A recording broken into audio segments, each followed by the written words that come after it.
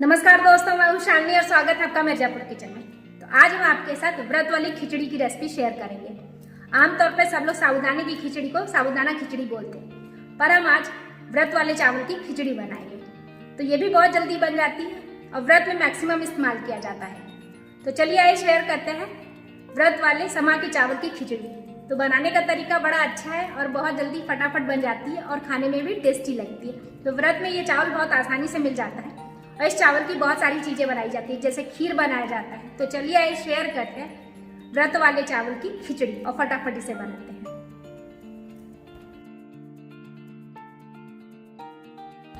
समा के चावल की खिचड़ी बनाने के लिए मैंने सबसे पहले मूंगफली का आटा लिया था, उसमें मूंगफली डाल दिया है।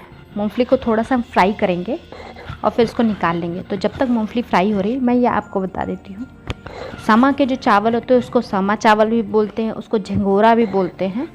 तो मूंगफली हमने निकाल ली है और उसी तेल में हम थोड़ा सा आलू फ्राई कर लेंगे।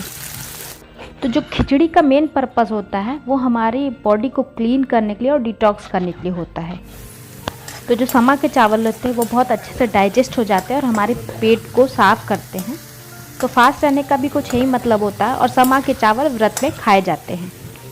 तो उत्तराखंड में इसको झंगोरा के नाम से जाना जाता है, बाकी जगह समा के चावल, सामक राइस इस तरह से जाना जाता है इसको। तो आलू हो गया है हमारा, तो आलू को हम निकाल लेंगे।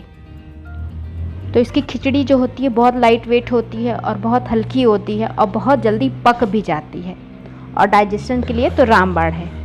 तो व्रत में इसे लोग बहुत चाव से खाते हैं। तो समा के चावल की लोग खीर भी बना के खाते हैं और अलग अलग जगह अलग अलग रेसिपी समा के चावल से भी बनाई जाती है। तो कुकर मैंने गैस पे रख दिया था, सूख गया है कुकर। तो हम इसमें 1 चम्मच मूंगफली का तेल डालेंगे। व्रत में मूंगफली का तेल भी खाया जाता है, आप इसमें देसी घी डाल के बना सकते हैं। तो तेल गर्म होने के बाद मैंने थोड़ा सा जीरा डाला था। तो तेल गर्म हो चुका अच्छे से, तो जीरा हमारा चटकने लग गया है। उसके बाद इसमें मैं 2 हरी मिर्च डाल दूँगी। तो बहुत जगह लोग हरी मिर्च खाते हैं, नहीं खाते, वो आप अपने हिसाब से देख लीजिए।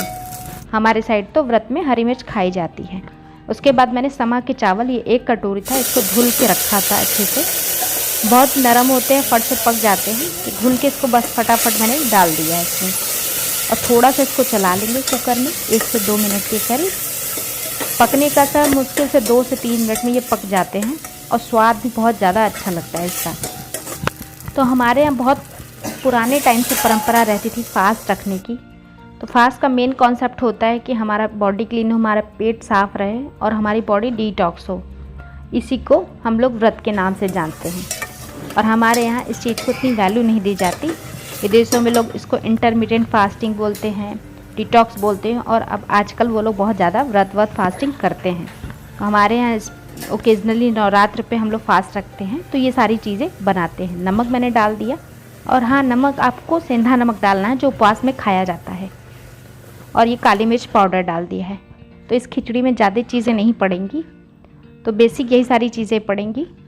तो हमारे यहाँ हम लोग बहुत बचपन से ही, बहुत टाइम से, सदियों से सब लोग उपवास रखते आए हैं, पर हम लोग इसको ओकेजन की तरह मनाते, सेलिब्रेट करते हैं और विदेशों में इसे इंटरमिटेंट फास्टिंग के नाम से जानते हैं। जब हम इंटरमिटेंट फास्टिंग सुनते हैं तो हमें लगता है कोई बड़ी चीज़ होगी या डिटॉक्स करना बॉडी को। एक्चुअली देखा जाए तो ये फास्ट का ही, व्रत का ही एक दूसरा रूप है और है दोनों एक ही चीज़। तो हम लोग को ओकेजनली आदत होती है तो हमें पता नहीं चलता, इसी तरह से बॉडी डिटॉक्स हो जाती है। हम व्रत में कम खाते हैं, हल्का खाते हैं। अब हमने इसमें नींबू का रस डाल दिया है।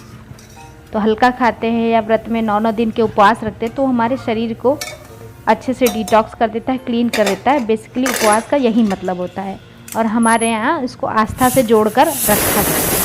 तो दोनों चीज़ें, डिटॉक्स हो गया, इंटरमिटेंट फास्टिंग हो गई, फास्टिंग हो गई, ये सारी चीज़ें एक ही हैं। जैसे 2 सीटी लगानी है और ये बहुत जल्दी पक जाएगा। तो इसकी सीटी को अपने आप खुलने देना है और मैंने गैस बंद कर दिया है। तो अपने आप ये सीटी खुल गई है। अब हम इसे चेक कर लेते हैं। तो खिचड़ी थोड़ी मैंने गीली बनाई है, मुझे गीली पसंद है और पानी ज़्यादा नहीं डाला था। हमने 1 गिलास और आधा गिलास डाला था, जो कि 1 छोटी कटोरी चावल में। तो आपको गीली और सूखी जैसी पसंद हो अपने हिसाब से डाल लीजिए। अब हमने जो मूंगफली रखी थी भुनी हुई वो डाल दी है। उसके बाद मैंने भुना हुआ आलू रखा था, ये भी मैंने अलग से ही डाला है क्योंकि ये आलू भूनते हुए पक गए थे। इसके बाद हम इसमें धनिया की पत्ती डालेंगे। तो बहुत सारे लोग नहीं खाते धनिया की पत्ती, तो वो स्किप कर सकते हैं। आप जो चीज़ खाते हैं वो आप इसमें मिला सकते हैं। अब हम इसको चला देंगे। तो ये फाइनली हमारी व्रत वाली, नवरात्रि स्पेशल व्रत वाली फलाहारी खिचड़ी बनके तैयार है।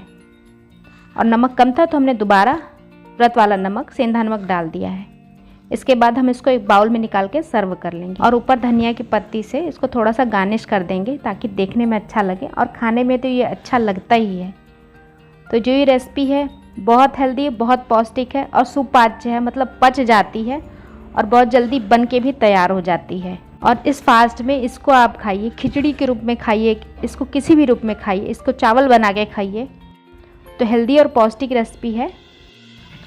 तो अब नेक्स्ट टाइम आप जब भी कोई व्रत पड़े, नवरात्रि हो या कोई भी व्रत हो, तो उसको अपने धर्म के साथ साथ उसको अपनी बॉडी के फिटनेस से भी जोड़ कर देखिए। तो जो डिटॉक्स है और इंटरमिटेंट फास्टिंग है, आपको यही समझ में आएगी कि बिल्कुल ये व्रत ही है। तो इस रेसिपी को बनाइए और मुझे बताइए रेसिपी कैसी बनी और कैसी लगी। तो अगर आपको मेरी रेसिपी अच्छी लगती है तो मेरे चैनल को लाइक कीजिए, चैनल को सब्सक्राइब कीजिए, शेयर कीजिए फ्रेंड और फैमिली के साथ। आपका कोई सुझाव हो, कोई डिमांड हो तो उसे कमेंट में मेंशन कीजिए।